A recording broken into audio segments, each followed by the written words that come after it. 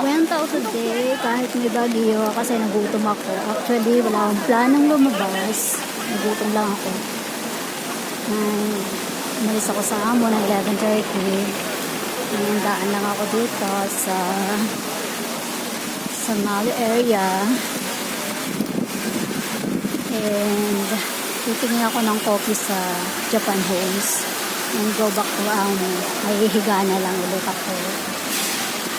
Kasi wala rin namang maganda magagalaan pag ganito may bagyo. Mamaya by 4 o'clock is Typhoon 8. So lahat ng store is maybe sarado na.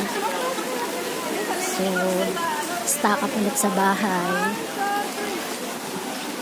So gala-gala lang ng konti kahit maulan, mahangin.